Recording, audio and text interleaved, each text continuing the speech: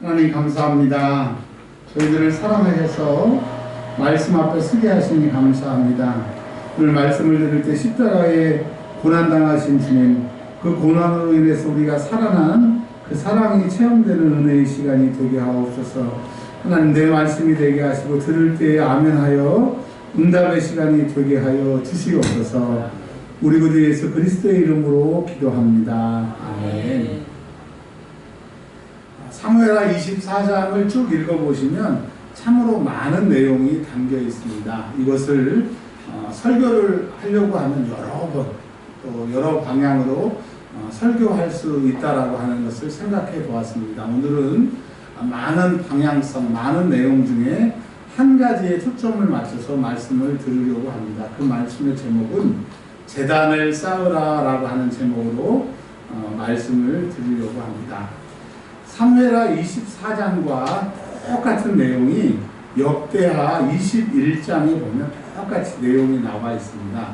그런데 사무엘하 24장과 역대하 21장을 이렇게 두 개를 펴놓고 읽어보시면 차이점이 확연하게 드러나는 게 24장 1절을 제가 한번 읽어드릴게요.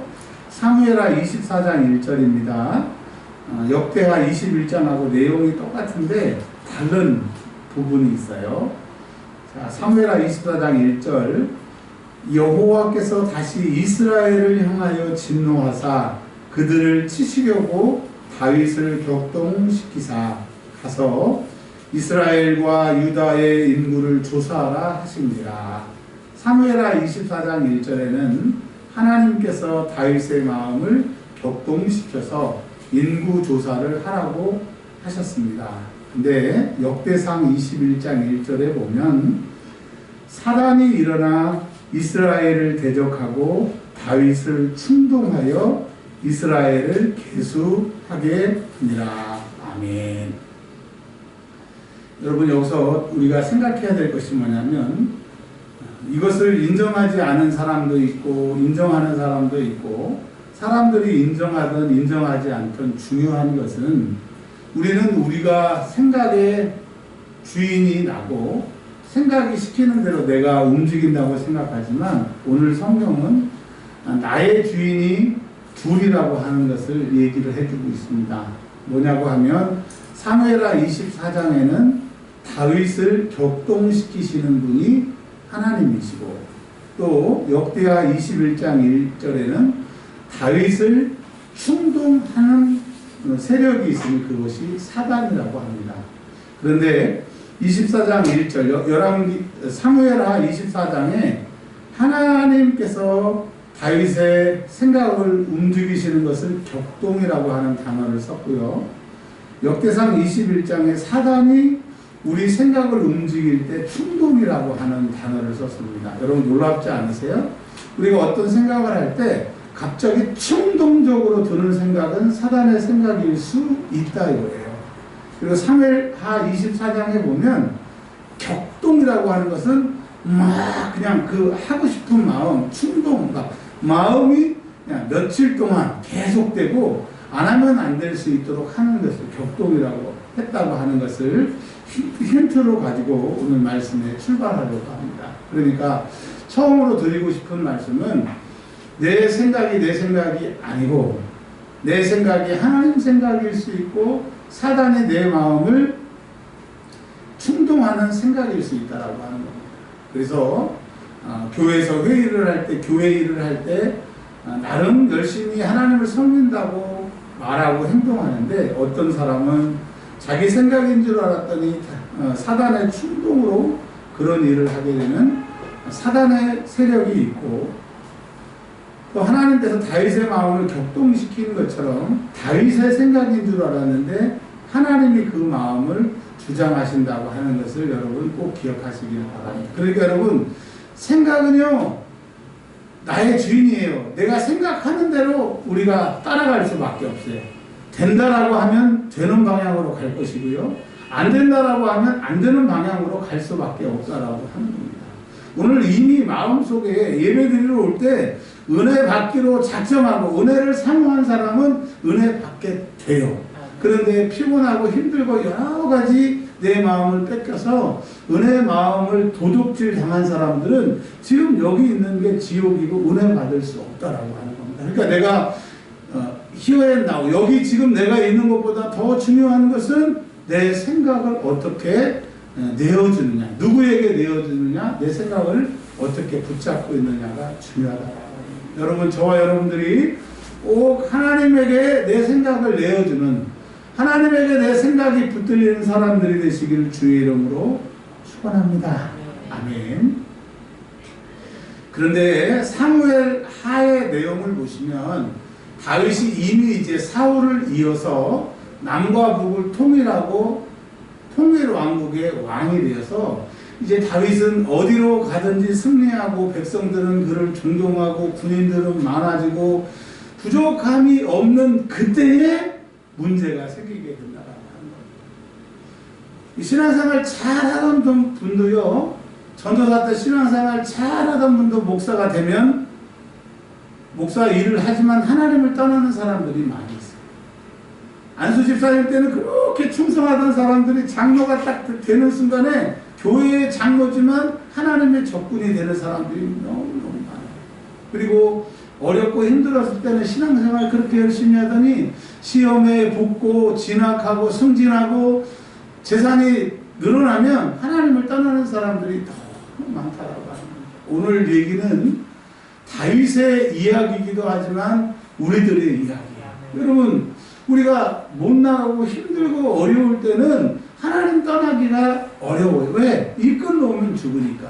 그런데 사단은 환난과 핍박이라고 하는 왼편의 방법이 통하지 않으면 교묘하게 오른편에 핍박을 주는데 그 핍박은 우리가 보기에는 핍박이 아닌 것 같아요. 잘 나가요, 잘 돼요, 승진해요. 그냥 하는 것마다 형통해요. 사람들은 그를 승승장구한다고 합니다. 근데 여러분, 승승장구할 때 조심해야 돼요. 왜? 다윗은 자기가 잘 나가니까 어떻게 됐냐면 이제 은근히 하나님 없이 자기가 할 수 있다라고 하는 생각이 들어갑니다. 이제 하나님 없이도 자기가 할 수 있을 것 같아요. 여러분, 인생을 50년, 40년, 60년 살아보시니까 이제 견딜 만한 일도 견뎌봤고 힘든 일도 견뎌봤으니까 내 인생 웬만한 문제는 내가 해결할 수 있을 것이라고 생각한다고 하면 생각을 바꾸셔요.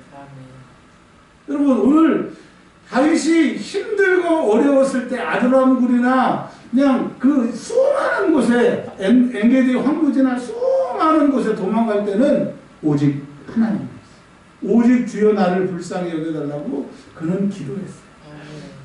그런데 그가 인생의 최고로 정점에 올랐을 때 그가 이제 타락하게 되고 범죄하게 된다고 합니다. 24장 2절에 보면 요압이라고 하는 장군을 불러서 이렇게 얘기를 합니다.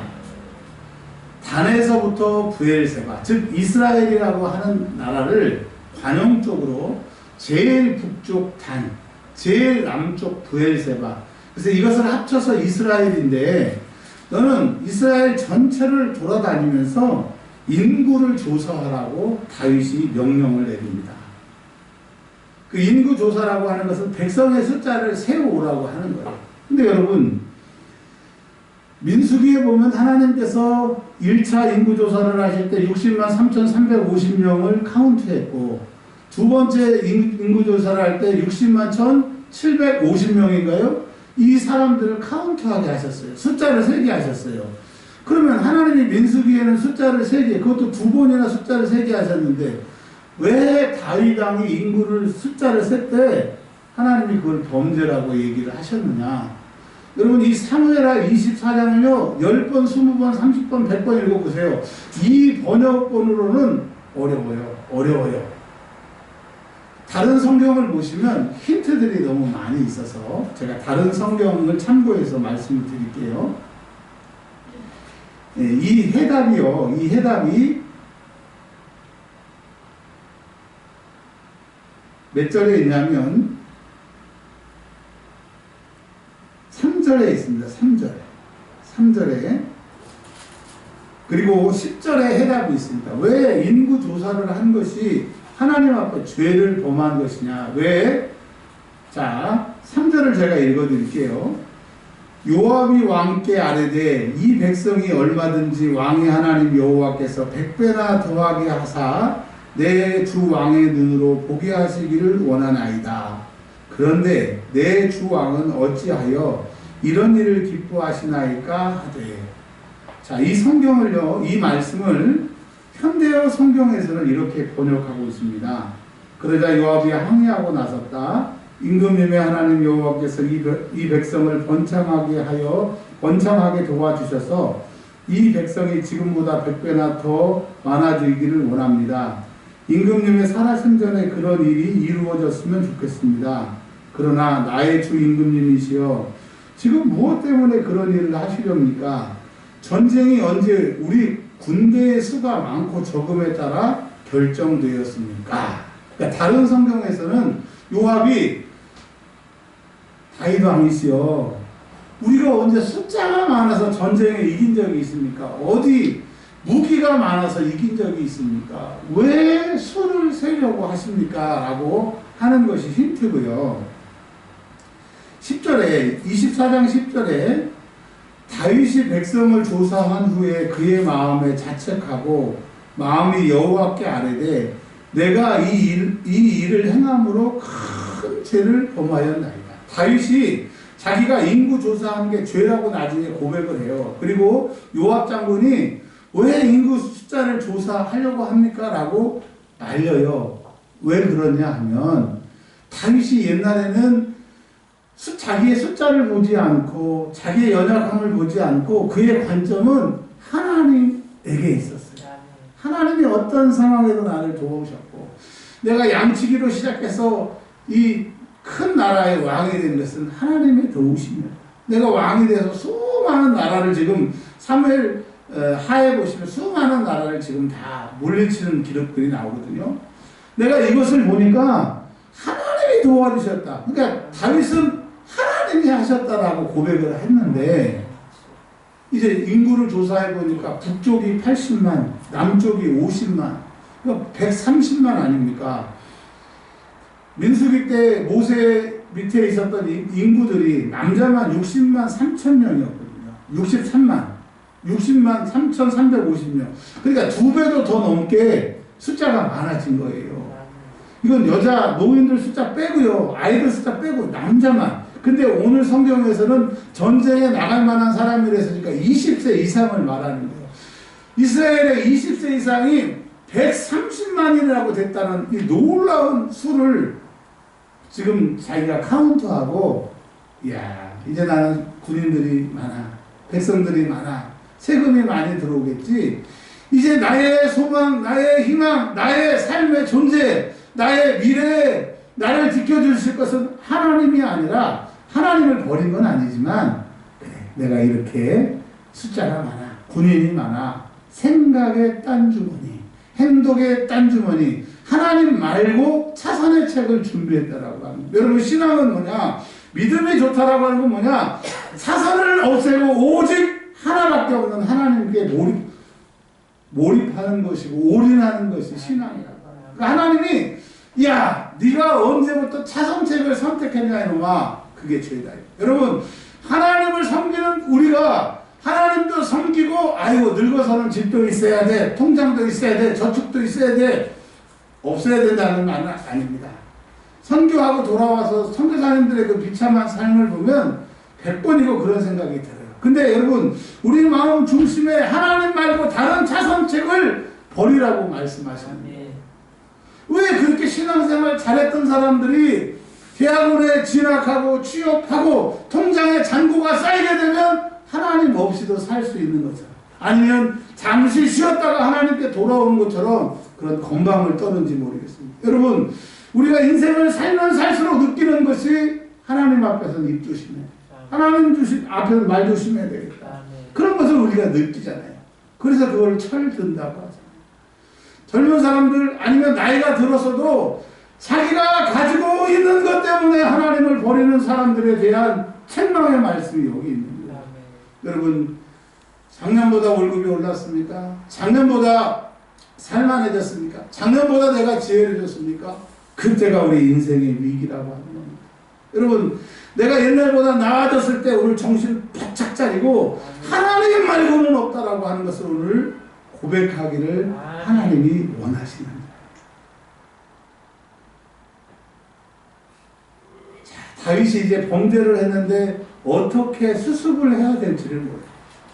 과거로 돌릴 수도 없고 인구조사 안 하던 시간으로 돌아갈 수도 없고 인구조사는 했는데 하나님이 자기의 마음을 딱 아시고 다윗은 어찌할 바를 몰라 있을 때 하나님께서는 선지자 가시라고 하는 선지자를 다윗에게 보내셨습니다. 여러분, 우리가 하나님 앞에 범죄하고 갈 바를 모를 때 하나님은 우리에게 답을 주시기를 원하시는 거예요. 물론 다윗은 특수하게 궁전 안에서 물어볼 수 있는 이런 뭐라 그럴까요? 그 선지자가 옆에 있었기 때문에 물어보지만 우리에게는 인생에 문제가 있을 때는 값보다 더 위대하신 성령 하나님께 나아가서 성령님, 내가 이렇게 사고를 쳤네요. 내가 이렇게 교만을 떨었네요. 어찌 해야 될까요? 물으라고 말씀하십니다. 여러분, 오늘 이 예배는, 오늘 이 시간은 우리가 이제 잘못한 것을 하나님 앞에 어찌해야 될까요? 물으러 온 시간입니다. 물론 여기 계신 분들 중에서 그렇지 않은 분도 계세요. 근데 저는 그랬거든요. 또 저와 같이 그런 분들이 계시다고 하면 하나님, 오늘 이 예배를 드립니다. 내가 어느 순간부터 하나님 말고 딴 주머니를 찾고 딴 제2의 차선책을 이렇게 준비하고 그 차선책을 모래 밑에다 숨겨놓고 하나님이 안 도와주셔도 해결책이 있어서 여유를 부리고 사는 이 교만이 나에게 떠나가기를 원합니다. 아멘. 기도하는 이 시간이 되기를 바랍니다. 아멘. 그랬더니 하나님이 다윗에게 갓을 보내시고 갓이 하나님의 말씀을 전하는데, 그래, 네가 깨달았으니까 너의 죄를 용서해 줄게, 그럴 줄 알았는데 하나님이요 13절에 이렇게 얘기하십니다. 12절 13절에 뭐라고 그러시냐면 내가 너를 사랑하니까 세 가지 중에 하나를 선택을 해 라고 얘기를 합니다. 자, 첫 번째 13절에 7년 동안 농사가 안 돼서 사람들이 굶어 죽는 일이 생기든지, 두 번째로는 너의 원수가 너를 쫓아다녀서 거의 죽을 뻔했는데 또 살아나고, 옛날에 그 사울처럼 다윗이 여러 번 죽일 수 있었는데 하나님이 살리시고 다윗의 마음을 움직이셔서 살리신 것처럼 석 달을 쫓아다니게, 도망다니게 하시든지, 아니면 전염병이 싹 돌아서 사흘 동안 고생을 하든지. 근데 오늘 성경 말씀에 보면 15절에 7만 명이 사흘 동안 전염병으로 죽게 됩니다. 지금 우리가 4,500만 명이라고 그랬죠. 저희가 4,500만. 근데 거기는 130만이니까 비교가 안 되잖아요. 지금의 인구하고. 그런데 3일 동안에 7만 명이 죽게 되는. 근데 우리가 생각하기에는요, 단순해서 우리는 7년, 3달, 3일에 포커스를 맞추는 거지, 여기서 세 가지를 선택하시라고 하는 것은요, 어떤 의미냐면 1번이나 2번이나 3번이나 똑같이 어려워요. 기간만 단축될 뿐이지. 즉 7년 기근에 7만 명 죽을 거고요, 석 달 동안 도망 다닐 때인데 네 부하 7만 명 죽을 거고요, 너도 죽을 뻔한 거고, 그리고 전염병으로 7만 명 죽는 것. 그러니까 고통은 똑같은데 7년이냐 3달이냐 3일이냐 이거의 차이라고 하는 거예요. 그러니까 하나님이 와 이렇게 벌 주시는데 무섭다, 그게 포인트가 아니고, 하나님 없이, 하나님 말고 다른 차선책을 취하는 것이, 하나님께서는 우리의 7만 명을 없앨 만큼 하나님이 기뻐하시지 않고, 하나님을 떠나면 우리가 7만 명을 잃은 것보다 다 잃기 때문에 차라리 7만 명 잃고 정신 차리게 하시려고 하는 하나님의 계획이라고 하는 거예요. 사실 우리가 옛날처럼 그 신앙 그대로, 그 기도하던 그대로, 그 성경 읽던 그대로, 그 믿음 그대로 가지고 있었으면 아마 여기 계신 분이나 저나 하늘에서 불을 내리는 그런 사람들이 됐을 거예요. 근데 어느 순간부터는 하나님만 의지하다가 이제 그 하나님 의지한 신앙도 양다리 걸쳐가지고 딴 주머니를 찬 우리에게 하나님이 말씀하십니다. 이 세상에 태어나 관 속에 뚜껑을 닫는 그 순간까지, 그리고 그 순간 천국에 가는 그날까지 오직 너희가 의지하고 신뢰하고 믿을 사람은 나 하나님밖에 없다라고 하는 것을 하나님 말씀하고 있습니다. 다윗이 인생에 2번 실수한 것이 나오잖아요. 밧세바 사건, 그리고 이 인구조사 사건이 다윗의 일평생 2번의 그 실수로 나오게 되는데, 여러분 우리의 인생은 다윗은 2번밖에 실수 안 했지만 늘 하나님 떠나고 하나님 말고 딴 주머니를 생각하잖아요.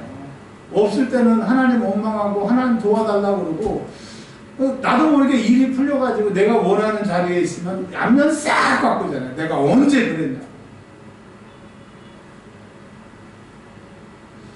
제가 그 강남에 부목사를 할 때, 면접을 할 때, 그때는 이제 어려울 때니까 사모님이 직장을 다녀야 된다고 제가 목사님한테 얘기를 하고, 목사님이 그러자고 그러셨어요.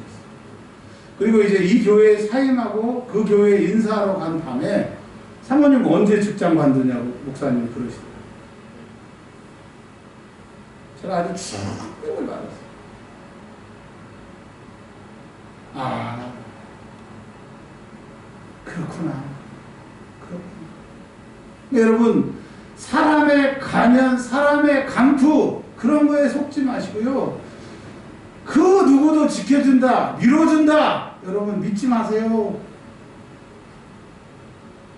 오직 하나님만이 우리의 구원이십니다. 오직 하나님만이 우리의 진짜예요. 다른 탈출구는 없어요. 오직 하나님을 탈출구로 삼으시는 저와 여러분들이 되시기를 주의 이름으로 축원합니다. 그래서 다윗이 이제 14절에 이렇게 얘기를 해요. 뭐라고 얘기하냐면, 여호와께서는 긍휼이 크시다라고 고백을 해요. 다윗은 자기가 잘못했고 이 3가지, 즉 7만 명이 죽어야 되는 그 고통을 7년이든지 석 달이든지 삶의 고통을 받아야 돼요. 벌을 받아야 돼요. 근데 그가 그 고통 중에 뭐라고 얘기하냐면, 하나님은 긍휼이 크시다라고 하는 것을 고백을 하는 거예요. 여러분, 어렵고 힘들 때, 내가 하나님 말고 딴 주머니를 찼을 때 하나님 나에게 돌아오라고 이런 책찍이나 또 사인을 보내시거든. 이렇게 고백하세요. 하나님은 긍휼이 크십니다. 아멘. 다시 한번 우리 한번 고백하겠습니다. 하나님은 긍휼이 크십니다. 네.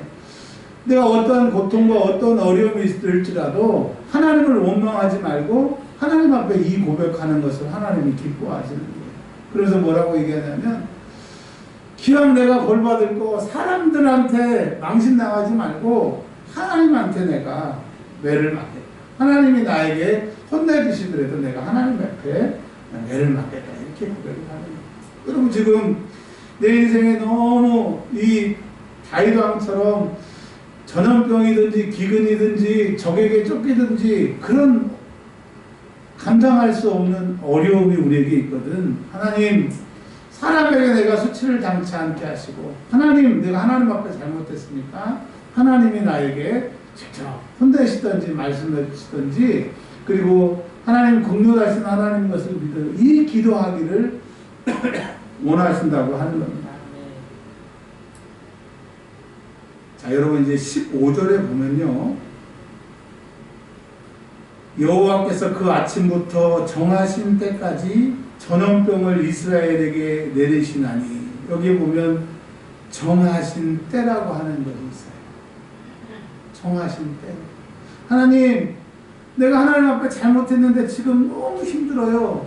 하나님, 내가 정신 차릴 때까지 그 정하신 때를 정해두셨는데 내가 정신 차립니다. 이 정하신 때가 당겨지기를 바랍니다. 이 정하신 때가 오늘 끝나기를 원합니다. 여러분, 우리가 오늘 이것을 이제 나중에 그 제단을 쌓고 다윗이 기도하는데 이 2가지 기도를 하는 거예요. 제가 미리 먼저 땡겨서 말씀드리는 거예요. 하나님 긍휼을 베껴주세요. 하나님이 정하신 그 때를 단축해 해달라고 우리가 기도해야 될 내용을 미리 지금 스포하고 있는 겁니다. 즉 이스라엘 전체 단에서 브엘세바까지 7만 명이 죽었다.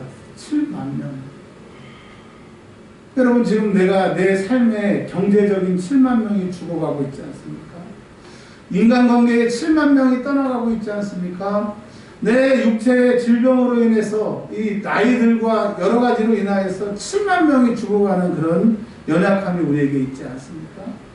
또 남들은 다 되는데 나는 되지 않는 그런 아픔이 있지 않습니까? 이제 하나님 앞에 긍휼을 구하세요. 그리고 하나님 이제 이 때가 단축되기를 원합니다라고 하나님 앞에 이제 딴 주머니 찬 거 회개하는 은혜가 있기를 바랍니다. 근데 16절에 보면요, 정말 하나님은 긍휼이 많으신 분이 맞아요. 뭐라고 그러시냐면 여호와께서 이 재앙 내리심을 뉘우치셨대요. 하나님은 완전하시고 완벽하시고 모든 것을 다 아시잖아요. 그때가 정확하다는 것도 아시는데 다윗을 너무 사랑하사, 이스라엘을 너무 사랑하사 그 공의의 때가 맞지만 하나님이 뉘우치시고 책망하시고 속상해 하신다고 하는 거예요. 그러니까 여러분, 하나님은 우리를 혼내시는 게 포인트가 아니고 우리를 사랑하시는 게 포인트. 그래서 우리가 빨리만 돌아오면 혼내시는 거 생략되거나 단축되기 때문에 저와 여러분들이 제발 이제 돌아가는 시간이 되기를 바랍니다. 탕자가 오늘 내가 여기서 굶어 죽게 생겼구나. 내가 아버지 집으로 돌아가리라. 우리 아버지 집은 종들도 배를 부리는구나. 내가 하나님과 우리 아버지께 범죄했다고 결단하는 그 밤이 오늘 이 시간이 우리의 결단이 되기를 바랍니다. 하나님은요, 우리가 빨리 돌아오기만 하면 돼요. 빨리 하나님 말고 딴 주머니 차는 것, 하나님 말고 딴 것을 믿는 것을 딱 정리하고 하나님만 바라보기를 바랍니다. 우리 하나님만 바라보는 그런 것을 결단하는 시간이 되기를 바랍니다. 하나님이 천사에게 족하다고 얘기하세요.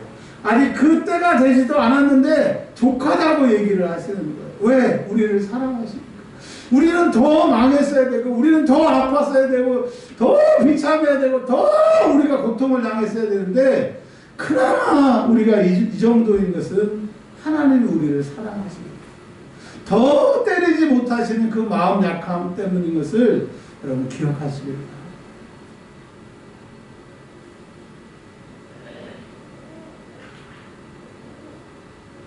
근데 17절에 보니까 다윗이 하나님 앞에 두들겨 맞기 전에는 이스라엘 백성이 보였어요. 80만, 50만, 130만이 보였는데 어려움을 겪고 나고 환난을 겪고 나니까 17절에 다윗이 백성을 치는 천사를 보고 이제 어려움을 통해서 육신의 눈을 내려놓고 하나님을 바라보게 되니까 하늘의 천사가 보이게 되는 거예요. 그래서 다윗이 이렇게 얘기합니다. 제가 잘못했는데 왜 이 백성이 고난을 당합니까? 차라리 저를 때리세요. 왕이 왕답고 왕이 왕의 말을 하니까 하나님이 얼마나 더 다윗을 예뻐하시겠어요.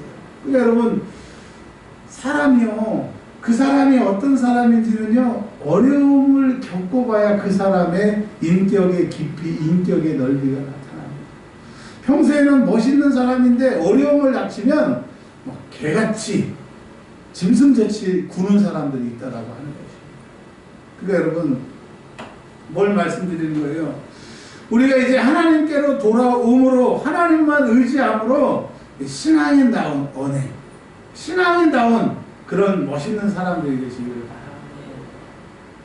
이제 우리 집사님께서 18절에서 25절을 읽어주셨는데 이게 이제 오늘의 핵심이니까 근데 시간이 많지 않기 때문에 조금 속도를 빨리 진행하겠습니다.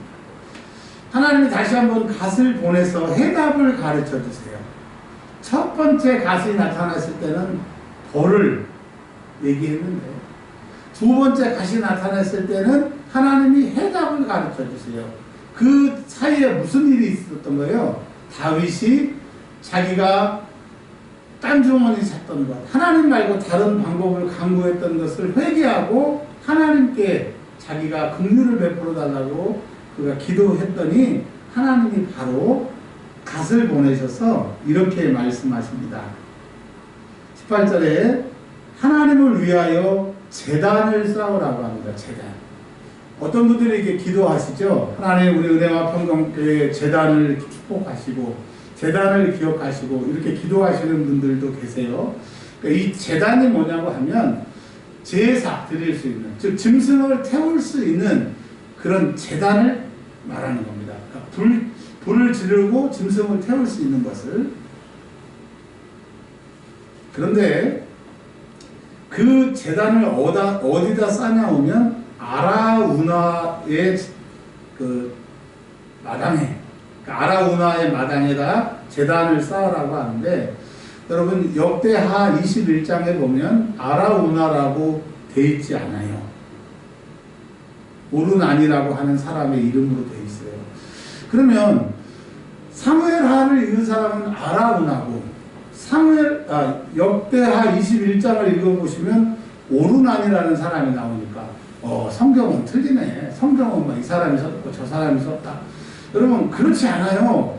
이 오르난이라고 하는 사람의 이름의 뜻이 빠르다, 재빠르다의 뜻이고 별명이 오르난인 겁니다. 그러니까 사무엘하에서는 아라우나라고 하는 오르난의 별명을 기록한 것이고, 역대하는 오르난이라고 하는 그 재빠른이라는 그 본명을 사용한 거예요. 자, 근데 뭐라고 얘기를 하냐면, 이 오르난이, 아라우나가, 오늘 사무엘하의 본문에 보면 아라우나가 왕이시여 번제단을 여기다 쌓으세요. 소도 드리고요. 그 다음에 이제 멍에도 드리고, 또 탈곡, 다른 성경에 보면 탈곡할 때 쓴 그 판자떼기 같이 다 드리겠습니다 라고 공짜로 드리라고 얘기를 합니다. 근데 다윗이 24절에 이렇게 얘기합니다. 왕이 아라우나에게 이르되 그렇지 아니하다. 내가 값을 주고 내게 살리라. 값없이는 내 하나님 여호와께 번제를 드리지 아니하리라. 여러분, 아라우나의 마당을 샀다라고 하는 것은 무엇이냐면, 내가 이제 하나님 앞에 제단을 쌓아야 내 인생의 문제가 해결되는데, 이 제단은 어떤 제단이냐면 돈을 주고 50세겔이죠. 50세겔로 그 땅과 소와 나무를 사게 됩니다. 그것은 뭐냐면, 옛날에는 그러지 않았는데 요즘의 트렌드라고 할까요? 잘못된 트렌드가 뭐냐면, 큰 교회에 가서 아무도 모르게 신앙생활하고 기둥 뒤에서 설교 말씀 듣다가 부담 없이 신앙생활을 하는 그런 사람들이 있어요. 근데 오늘 성경 말씀에 보면 네 희생, 네 노력, 네 아픔, 네 고난을 담아서 너의 번제단을 쌓으라는 거예요. 그러니까 또 조심스럽지만, 여러분 우리가 작은 교회에서 섬긴다는 게 얼마나 힘들어요. 노출되고 한 사람이 여러 가지 일을 하고. 근데 이 성경적 개념으로 우리가 아라우나의 그 땅을 사서 예배드리는 이 예배가 그런 예배라고 하는 겁니다. 그러니까 여러분, 우리가 이제 문제가 생겼을 때 어떤 교회는 기도하러 가려도 교회가 문이 잠겨서 기도하러 못 간다고 해요. 그런 게 아니라 여러분이 교회, 여러분이 희생해서, 여러분이 예수의 피에 감사해서 그 희생으로 드리는 이 예배당에서 하나님 앞에 이 값을 치르고 이 희생을 치르고 산 이곳에서 번제단을 쌓으라고 하는 겁니다. 여러분, 이 공적인 예배 가지고는요 정말 신앙생활하기 어려워요. 그게 효과가 없다, 의미가 없다, 그게 아니고요. 우리는 얼마나 완악하고 얼마나 하나님을 떠나려고 하는 총체적인 공격을 받는지, 자기의 번제단을 쌓지 아니하면 하나님을 만날 수 없다라고 하는 거예요. 어떤 사람이 부자냐? 날마다 하나님 앞에 이 번제단을 쌓는 사람이 능력자예요. 그래서 여러분이 이렇게 희생하고 감사해서 드리는 이 여러분의 번제단에서 여러분만의 번제를 드리기를 바랍니다. 이럴 수도 있어요. 뭐 수요일, 주일, 뭐 예배에 상관없이 최소한 나와도 열심히 신앙생활하는 사람이 있는데, 그런 사람 찾기는 어렵습니다. 왜냐하면 우리가 하나님 말고 땅 주머니를 찾는 것 아니고 하나님만이 우리의 방법이라고 하면 하나님만 찾을 수밖에 없고, 찾으면 더 찾을 수밖에 없고, 찾다 보니까 그분을 만나면 더 깊이 들어갈 수밖에 없다라고 하는 거예요. 여러분, 오늘부터 하나님 앞에 번제단을 쌓기를 바랍니다. 내가 이 교회 저 교회 다 하나님이 계시죠? 네, 다 계시는데 이 땅 저 땅 다 예배드릴 수 있는데 하나님은 그 아라우나의 땅을 지정하시고 그것을 사서 예배드리라고 말씀하시면 꼭 기억을 하세요. 그 다음에 뭐라고 그러셨냐면 소를 사고 땅도 산 다음에 소를 샀어요. 소를 샀는데 제사를 첫 번째는 번제를 드리라고 합니다. 번제는 내위기에 보면 가죽을 벗겨서 다 각을 떠서 다 태워드리는 게 번제거든요. 이 얘기는 뭐냐? 하나님 앞에 죄를 지었을 때 드리는 제사가 번제예요. 하나님과 이제 내 모든 죄를 용서받기 위한 제사, 그것이 번제라고 하는 겁니다. 다윗아, 네가 하나님 말이고 인구조사했던 딴 주머니 찾던 거 네가 회개해. 그 제사를 드리는. 여러분, 우리의 이 아픔과 고통은 하나님 말고 다른 것을 찾기 때문에 왔다라고 하는 것을 꼭 기억하십시오. 목회는요, 제가 해보니까 저는 시간이 없는데 잠깐 빨리 말씀드릴게요. 공부 많이 하면 목회가 잘 될 줄 알았어요. 정말 뭐 책을 많이 읽으면, 세미나를 많이 가면 목회가 잘 될 줄 알았어요. 정말 미치도록 따라다니고 해봤는데 거기엔 주님이 안 계시더라고요. 세미한 음성 가운데 하나님은 말씀하셨던 그 엘리야처럼 성경 속에 계시고요, 기도 속에 계시고요, 오직 하나님만 바라보는 그곳에 하나님이 계시다고 하는 것을 제가 이렇게 나이가 들어서 잊지 않았어요. 그러니까 옛날에 그냥 기도하던 것, 찬송하던 것을 그냥 했는데 지금은 너무너무 절절하고 너무너무 진심이고 너무 내가 그러지 못했던 것이 너무 후회가 되는 거예요. 여러분, 사랑하는 여러분, 손은 나잖아요. 내 대신에 죽는 거잖아요. 내가 이제 하나님 앞에 과거에 하나님 말고 딴 주머니 찾던 거, 하나님 말고 다르게 하면 무슨 목회가 될 줄 알았던 거 다 내어버리고 하나님과 화목하는 번제단을 쌓게 돼요. 하나님, 나에게 긍휼을 베풀어 주세요. 그리고요, 두 번째로는 화목 제사를 드리라고 했어요. 화목 제사는 뭐냐? 이 사람하고 나하고 싸웠어, 등졌어, 다시는 보지 맙시다 라고 했는데 미안해, 이거 먹고 다 풀어. 그런 것처럼 하나님의 상한 마음을 우리가 잘못했다고 용서하고 하나님 용서해달라고 하는 제사가 화목제예요. 여러분, 우리가 하나님을, 이런 표현을 써도 참 죄송한데, 하나님을 화나게 해봤자 좋을 게 하나도 없다고 하는 거예요. 하나님을 화나게 하시면 다 우리 때문이니까 오늘 이 번제단 앞에 하나님, 내가 잘못했어, 내가 이제 똑바로 신앙생활 할게요. 정말 똑바로 기도하고요, 하나님 말고는 다른 방법이 없다라고 하는 것을 내가 고백할게요. 하나님 잘못했어요. 이것을 하나님이 제사로 받으신다고 하는 거예요. 이제 결론입니다. 여호와께서 그 땅을 위한 기도를 들으시네. 여러분, 우리의 기도가 우리의 신앙생활이 하나님께 연락되기를 원해요. 그렇다고 하면 이제 우리가 번제단을 쌓고요, 번제와 화목제를 하나님 앞에 드리고 우리가 긍휼히 여겨달라고 기도하면 하나님이 우리의 기도를 들으신대요. 얼마나 기뻐요. 살려주세요, 살려주세요, 내가 지금 그 깊은 동굴에 빠져가 죽게 됐는데 살려주세요, 살려주세요 했는데 어느 사람이 잠깐만 기다리세요, 구해줄게요. 아직 구함을 받지 않았어도 얼마나 기뻐요. 근데 여러분, 기도 시작할 때 그 기쁨이 시작이 되는 거고, 기도가 끝나면 그 기도가 응답이 되는 거예요. 믿음은 바라는 것들의 실상이요 보지 못하는 데 증거라고 하는 것이 기도라고 하는 것입니다. 이스라엘에게서 내리는 재앙이 그쳤더라. 여러분, 다윗이 당했던 그 재앙, 이스라엘이 당했던 그 재앙, 내가 지금 당하고 있는 이 재앙이 하나님 앞에 범죄단을 쌓고 긍휼히 여겨달라고 기도하면 모든 재앙이 이 순간부터 그칠 줄 믿습니다. 우리 잠깐 기도하겠습니다. 하나님, 내 인생에 하나님 말고 딴 주머니 찾던 죄를 회개합니다. 이제 하나님, 이 카메라 꺼주세요. 카메라 꺼주세요. 기도합니다.